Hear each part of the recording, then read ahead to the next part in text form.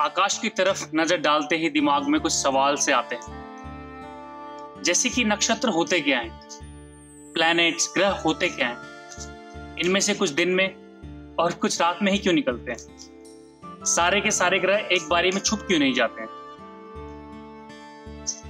सूरज रोज पूर्व की दिशा से ही क्यों निकलता है।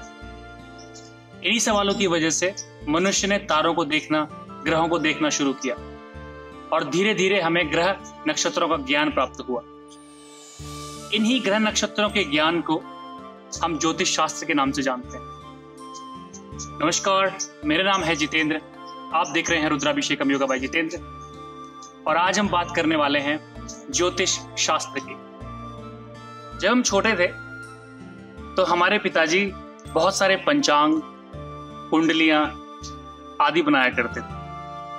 उन पंचांगों में, उन कुंडलियों में अलग अलग राशियां, स्टार्स, ग्रहों के बारे में बताया जाता था। तो मन में एक जिज्ञासा जागती थी कि ये सब होते क्या है।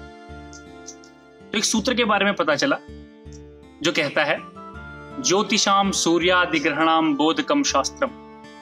इसका मतलब है ग्रह, नक्षत्र, धूमकेतु आदि और समय का ज्ञान कराने वाले विज्ञान को ही ज्योतिष शास्त्र अर्थात ज्योति प्रदान करने वाले शास्त्र कहा जाता है।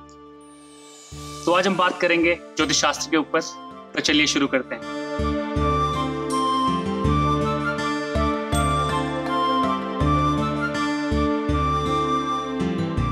ऐसा माना जाता है कि ज्योतिष का उदय भारत में हुआ, क्योंकि भारतीय ज्योतिष शास्त्र की पृष्ठभूमि 8000 वर्षों से अधिक पुरानी है। भारतीय ज्योतिष के प्रमुख ज्योतिर्विद और उनके द्वारा लिखे गए खास ग्रंथ: नंबर 1 पराशर मुनि बृहत पराशर होरा शास्त्र, नंबर 2 वराह मिहिर बृहत संहिता और बृहत जातक लघु जातक, नंबर 3 भास्कराचार्य सिद्धांत शिरोमणि और नंबर 4 श्रीधर जातक तिलक।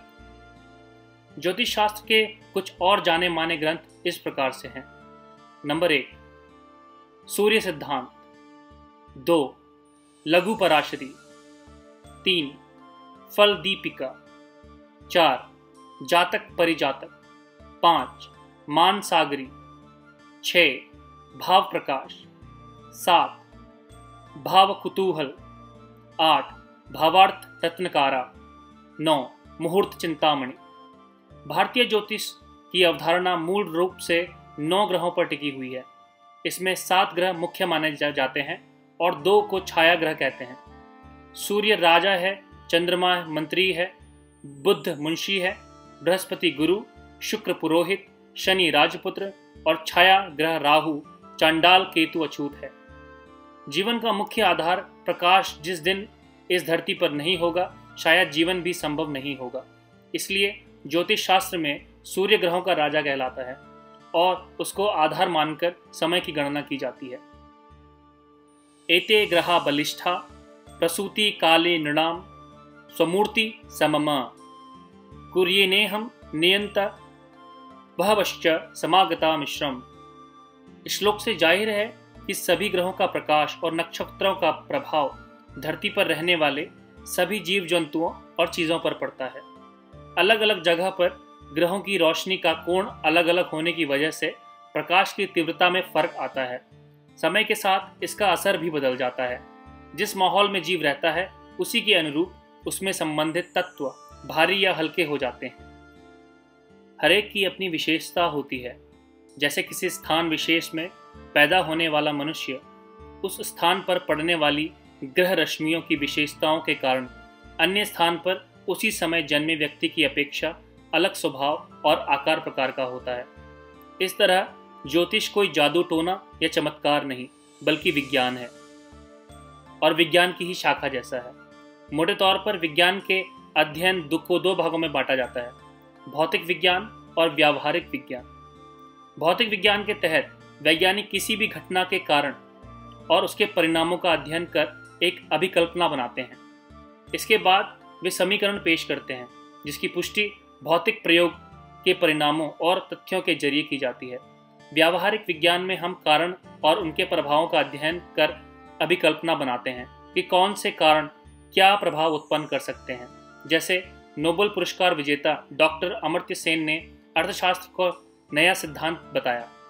इसमें आर्थिक विकास को साक्षरता की दर से जोड़ा गया। उनका यह सिद्धांत जनगणना से प्राप्त आंकड़ों पर आधारित है।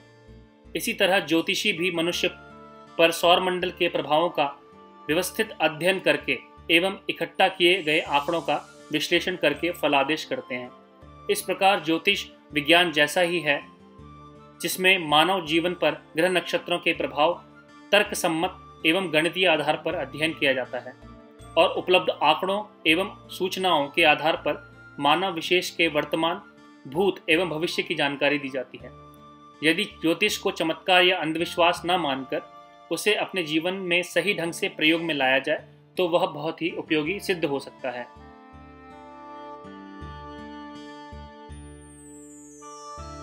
तो ये तो हो गई परिभाषाएं, लेकिन जब तक हम इसे प्रैक्टिकल नहीं करेंगे, जब तक इसका व्यावहारिक ज्ञान प्राप्त नहीं करेंगे, तब तक हमें ज्योतिष शास्त्र के बारे में पता नहीं चलेगा। इसलिए मैंने सोचा कि अगली जो वीडियो आएगी वो ज्योतिष शास्त्र के व्यावहारिक ज्ञान को समझाएगी।